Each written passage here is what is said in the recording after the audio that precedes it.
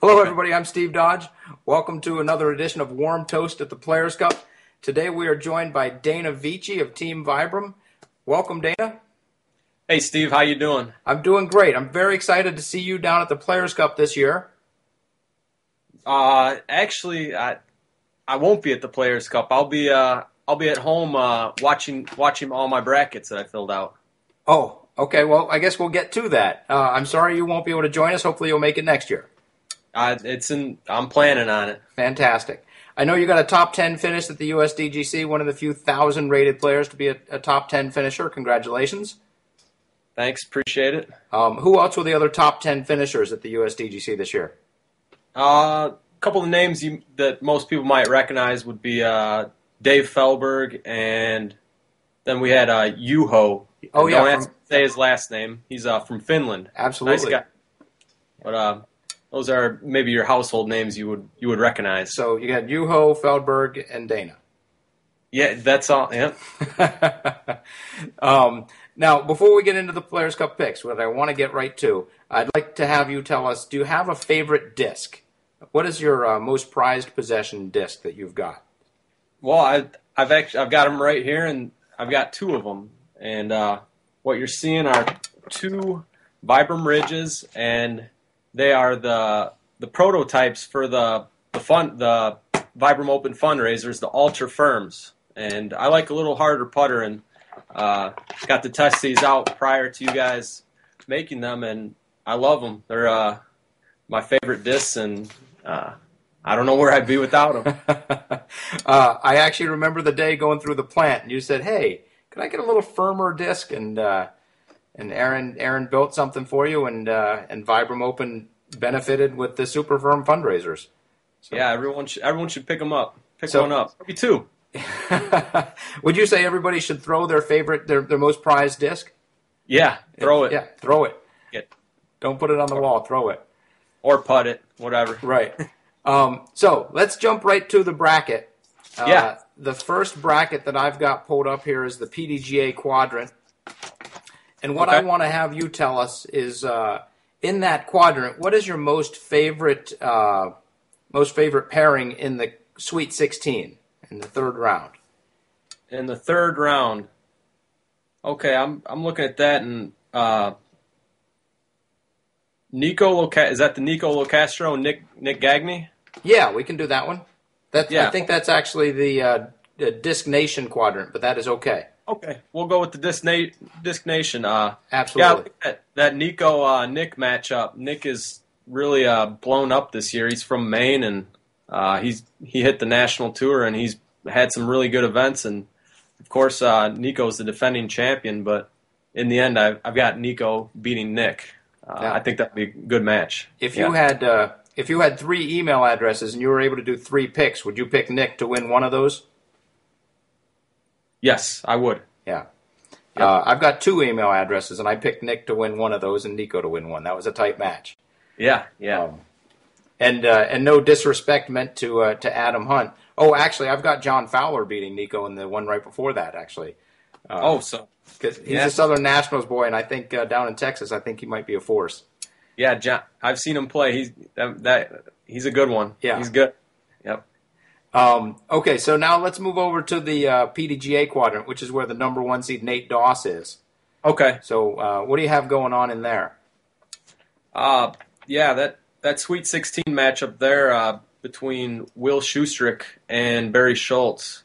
You know, we've got one of the up and coming, or not up and coming. He's here, Will Schustrick. He's one of the best players in the world versus Barry Schultz, who for years was the best player in the world. And I think that'll be a good match. But in the end, I'm going to go with the youth. I'm going to go with young Will Schustrick.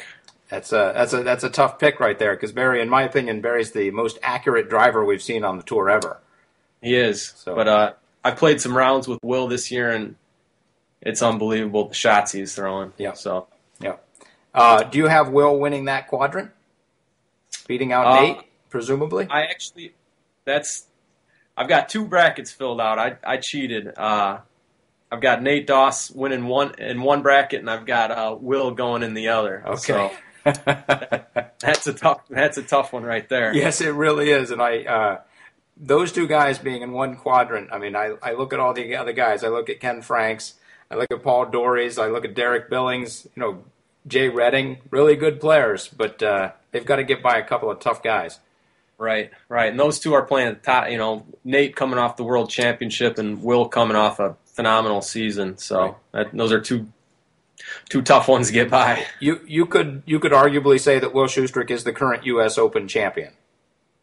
Oh, there's not really an argument unless we're talking Ricky Wysocki at the PDGA Championship. Absolutely, so, yeah. That's now we're getting into. We're splitting hairs, and I can't afford to do that. Yeah. I give myself a Dana Vicich wig. So let's jump to the Paragon Disc Golf Quadrant, which has Dave Feldberg as the number 1 seed, and I think and Paul McBeth is the number 2 seed in that, and Ricky Wysocki, who we mentioned, is the number 3 seed. So who do you see moving forward in that quadrant? In that quadrant, I do have Feldberg beating Jeremy Colling, and then another tough decision was Paul McBeth and Ricky Wysocki. Yeah. And Ricky actually had his bag stolen last week, and he's been playing some of the best golf out there. For that reason, I'm going to have to go with Paul beating Ricky in that match. Just because you can replace your disc, but I'm sure some of those he's had for years, and that I know he's hurting from that. So yeah, that is a tough break, especially right before or the weekend before the Players Cup. Right, not the time you want to lose your disc. No. There's never a good time. And actually, I talked with Ricky this afternoon. He's having a new bag and discs sent out to the Players Cup location. They'll be there waiting for him, and he's gonna be. I'm gonna guess he's gonna be doing a lot of throwing on Tuesday, Wednesday, and Thursday. Yeah. So you've got Dave Feldberg, and so you have Jeremy Colling beating Phil Arthur in the second round, which is another interesting matchup. Yeah, that's a tough one, but Big Germ's got a few A-tier wins this year under his belt, and he's playing some great golf. It's the best forehand in the world. I'm going with Big Germ in that one. Okay, fantastic. Yeah. And we'll move over to the DGA quadrant, which has Josh Anton as the 1 seed, and Cale Laviska as the 2, and Avery Jenkins as the 3. And Devin Owens is the 4. That's a pretty. George Smith is in there too. That is a heck of a bracket. That's a tough one, and I like Devin Owens has been playing some good golf this year, but I believe he just switched over from Innova to Discraft, so I don't know if he knows all those Discraft discs yet. So I don't have Devin going too far. I actually have George Smith knocking him off. Okay, that's sounds like some insider knowledge, which some people just benefited from. Yeah.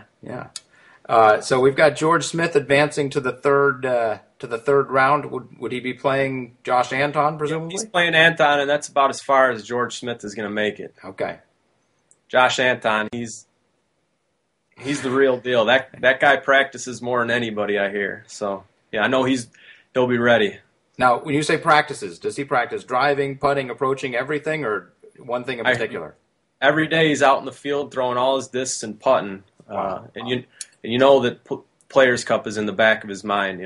I think that a lot of the players, with the absence of USDGC, the Players Cup is the event that when they're out in the field, they're practicing, they're putting. That's in their mind. They say this is the putt for the the Players Cup. This is to get me in the Final Four. Yep. Yeah. Yep. And it's a really exciting format too. Right. Realistically, anybody, George Smith could, he has that one good round. He could easily beat Josh Anton. But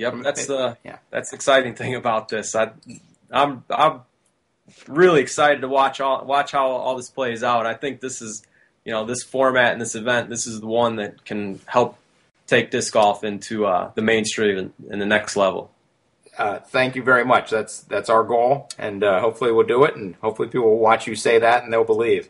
So who do you have advancing in that quadrant?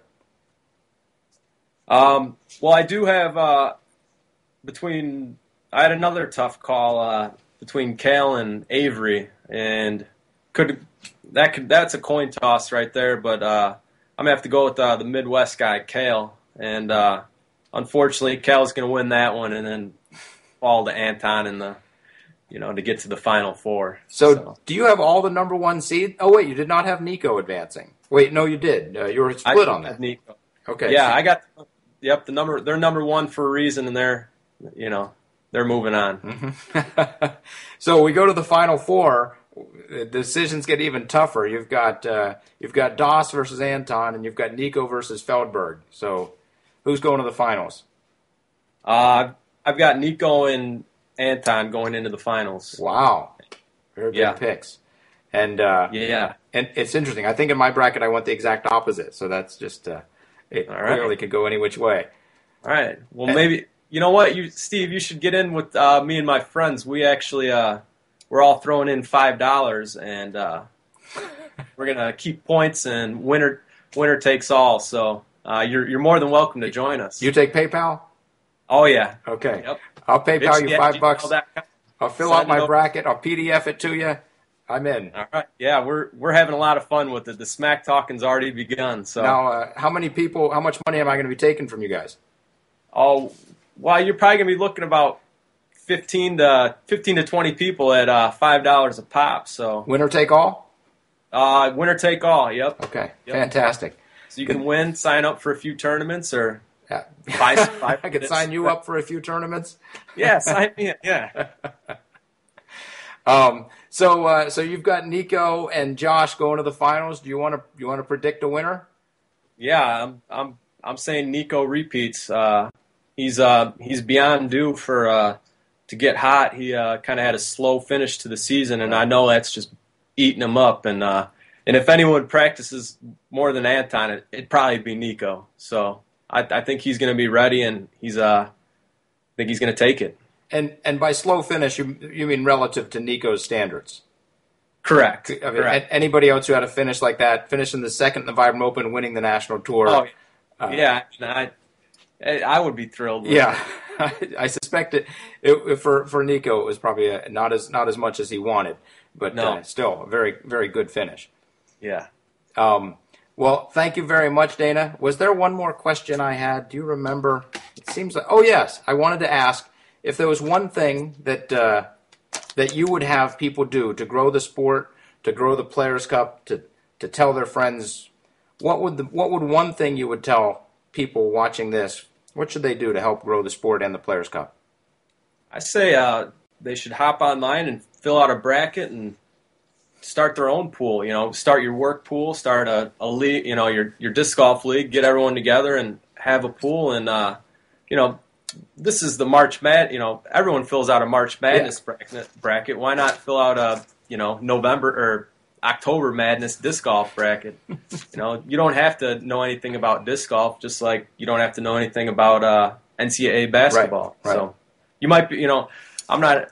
My girlfriend always wins her NCAA bracket. She knows nothing, so I'm not asking her to fill out a disc golf one. I couldn't take losing to her again. I'm going to take your word on it that she knows nothing about basketball. Okay, yeah.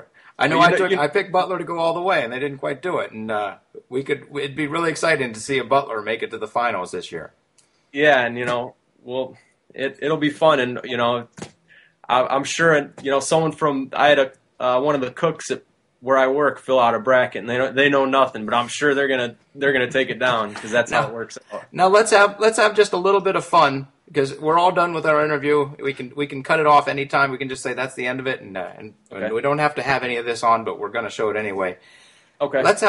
Who would be your Butler pick? Let's pick someone that's a 5 seed or above in each of the quadrants.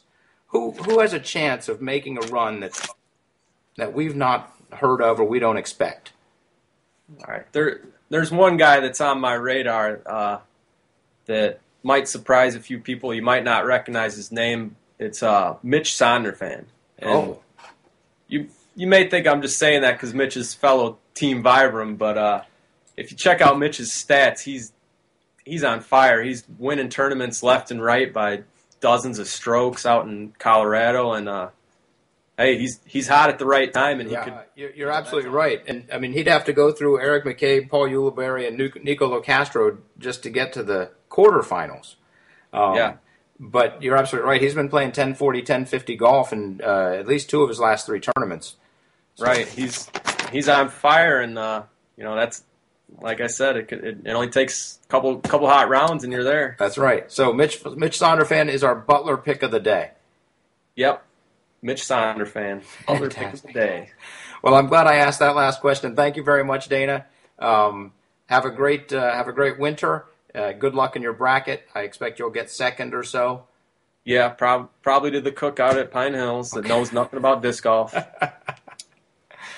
And have a great night. Thanks, Steve. Good luck next week. Thank you, Dana. And thank you, Dana. I'll cut it off and we'll be good to go.